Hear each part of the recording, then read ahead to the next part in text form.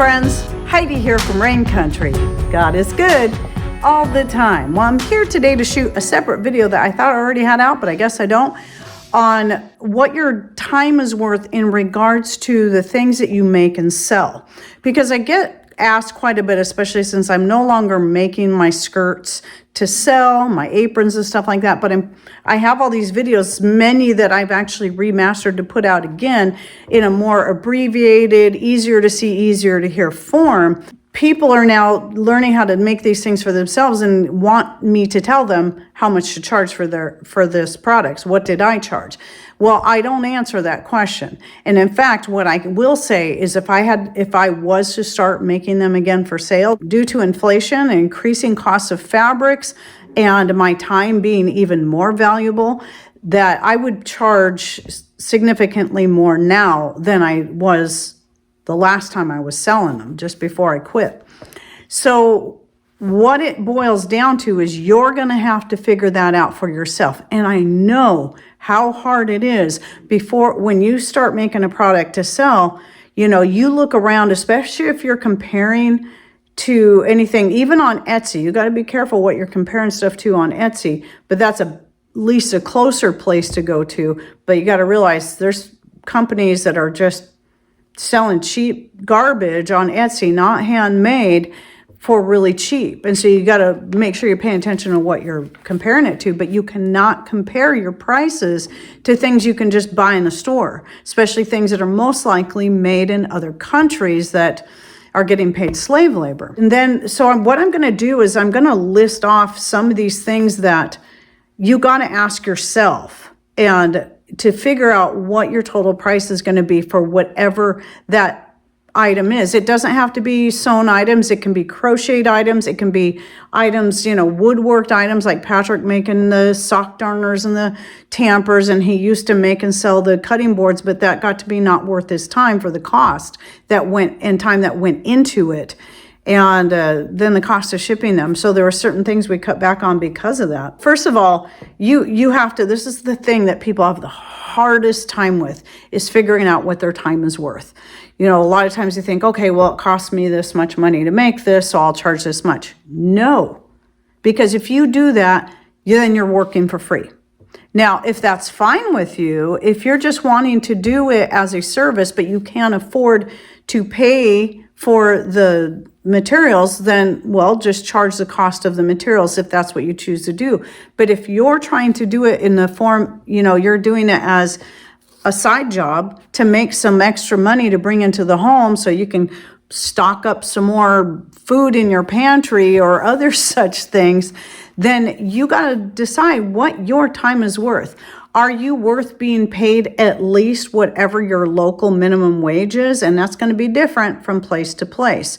And if you're in another country, I don't know if they have such thing as minimum wage or how it works there, but whatever the lowest cost job is, are you at least worth getting paid that much per hour? Then you also have to figure out how much time it takes to make that particular product. Now, a lot of times, and this is again a mistake I used to make, I just think of the actual time, like for a skirt, the actual time spent sewing the skirt. And honestly, when I first started, I was only charging $1 to $2 an hour for my time. I was definitely cheating myself. But I had to start realizing that my time's got to be more valuable than that.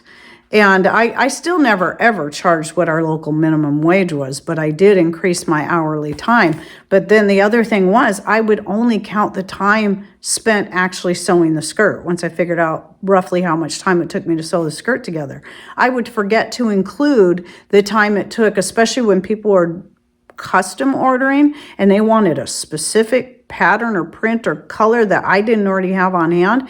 I would have to go shopping for that fabric to see if the closest thing I could find to what they wanted.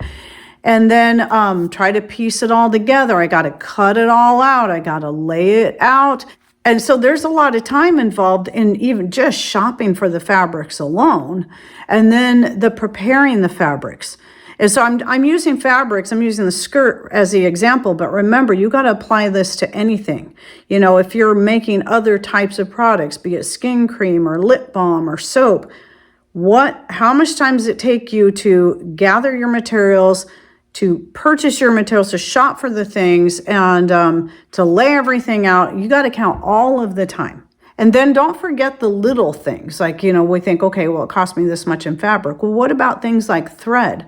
What about, any other notions or anything else, be it no matter how small it is, that you had to purchase or have to keep purchasing to keep making that product?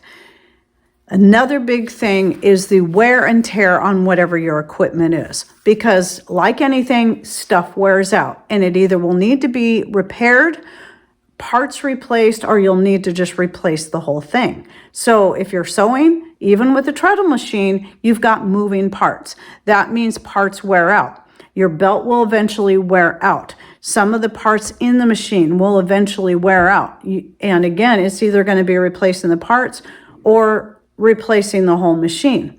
Your machine is going to need to be cleaned from time to time. And yes, you can do that yourself. We always have. However, that's still time involved. There's a lot of stuff involved.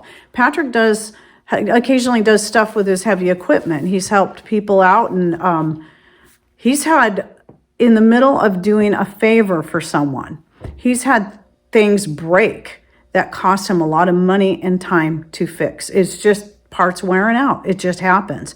And that job ended up costing him a lot of money to do.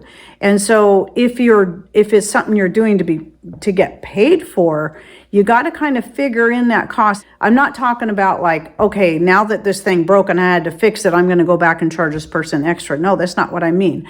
What I mean is you have to kind of include that into your total cost for all the way across the board, your total hourly costs that you're putting wear and tear on your equipment, and eventually something's going to break and something's going to break down and have to be replaced. So it's like this, maybe a standard, whether it be another 50 cents an hour, another $1 an hour, to make sure it's going to depend on the cost of your equipment and how much it generally costs to get parts fixed. But yes, this has to be included, and it's another cost that most people will not consider.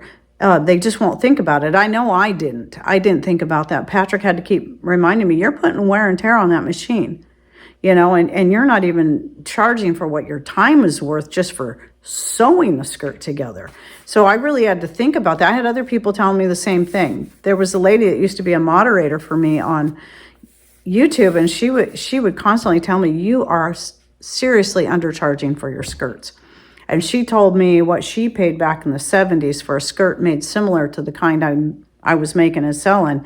And it was like twice what I was selling them for. And that was back in the 70s. I think I've covered all that as far as all those kind of things. But here's the other thing, is you're going to get people, it will happen, that will complain about you're too expensive. I can go down to Walmart and buy that for a fraction of the price. And I just tell them, well, then go ahead and do that. And some people need to be reminded that your time has to be worth something. And you will also get people that will say, well, if I buy all the material and bring it to you, or maybe they already have all the material, can you just make it for me? And they'll expect you to donate your time for free. You can't do that unless it's a friend or a family member that you want to do that for. That's different. But if it's someone that's just expecting your time for free because, well, I gave you all this fabric. Nope, it's not how it works. Would they be expected for their boss to call them up and say, okay, I'm giving you paper, pen, the computer, everything to work with. Can you donate some, your full 8 hours to me today for free?